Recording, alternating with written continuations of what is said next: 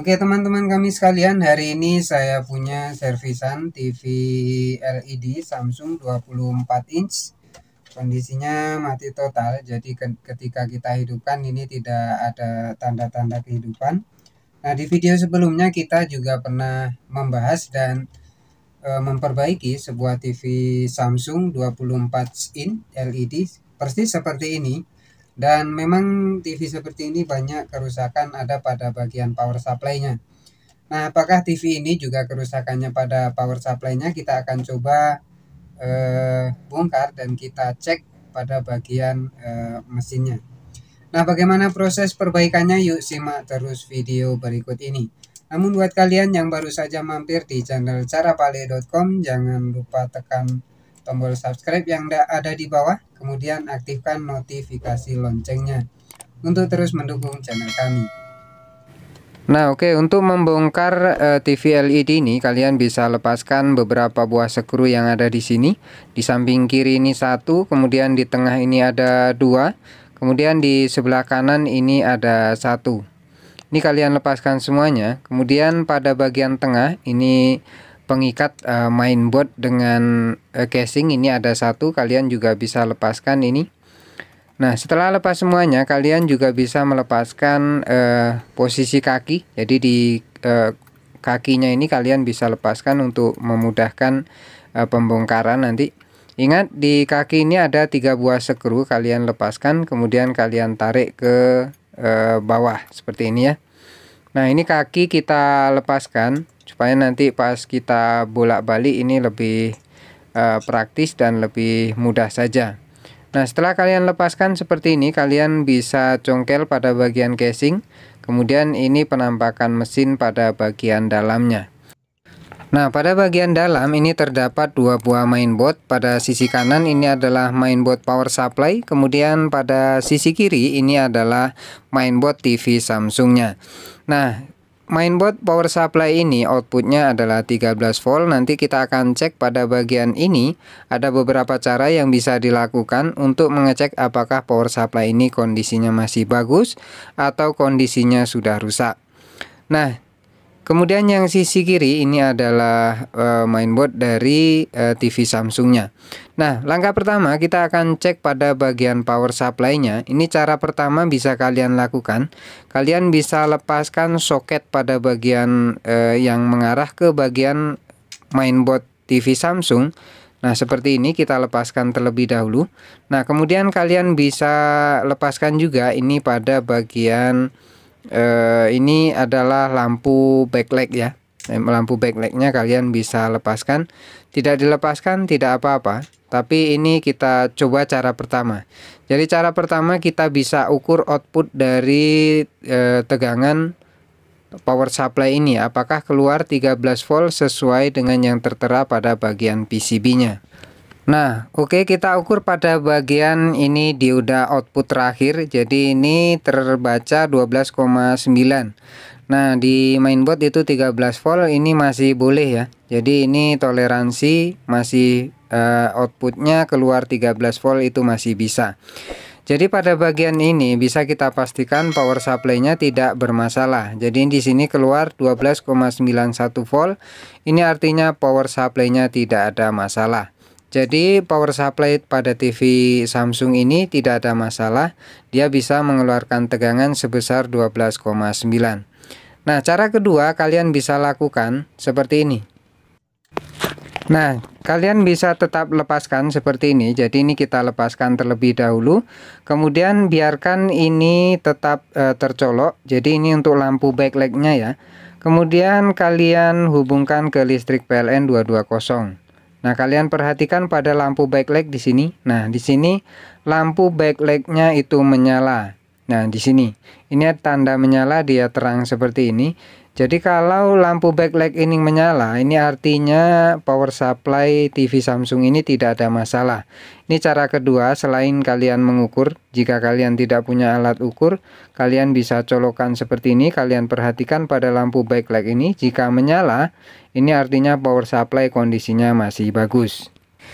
Nah, berhubung power supply-nya kondisinya tidak ada masalah, itu ada kemungkinan masalahnya ada pada bagian mainboard TV Samsungnya. Nah, ini setelah kita coba masukkan kembali soket-soketnya, di sini ada tanda kehidupan ya. Ini lampunya menyala, lampu indikatornya menyala merah redup seperti ini.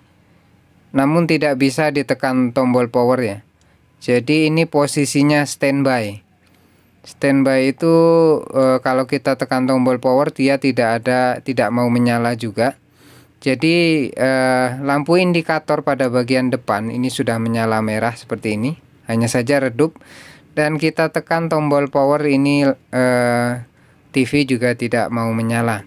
Nah, besar kemungkinan ini ada kerusakan pada bagian mainboard TV Samsungnya. Nah, berhubung ini pada bagian mainboard TV Samsungnya, kita harus mengecek satu persatu apakah ada tegangan yang hilang ataupun ada sesuatu yang short atau konslet. Nah, kita perlu mengukur pada bagian L ini, induktor ini. Jadi beberapa induktor ini adalah test point dari TV LED Samsung ini ya. Nah, oke, beberapa test point yang perlu kalian ukur tegangannya itu di induktor sini. Ini harus ada tegangan sebesar 5 volt. Ini nanti didistribusikan untuk tegangan ke USB dan lain sebagainya. Kemudian di sini ada 1,2 volt, ini normal. Nah, ini adalah IC BIOS. Ini harus ada tegangan sebesar 3,3 atau minimal 3 volt. Jadi bukan hanya laptop saja yang menggunakan IC BIOS, pada beberapa perangkat digital itu juga menggunakan IC BIOS. Nah, pada laptop biasanya IC BIOS ini disuplai dengan baterai CMOS. Kalau di sini dia langsung tegangan ke 3,3 volt step down. Jadi di sini harus ada 3,3 volt untuk supply BIOSnya. Nah, ini normal. Kemudian kalian cek tegangan di sini, ini juga harus ada 3,3 volt di bagian kapasitor ya, 2.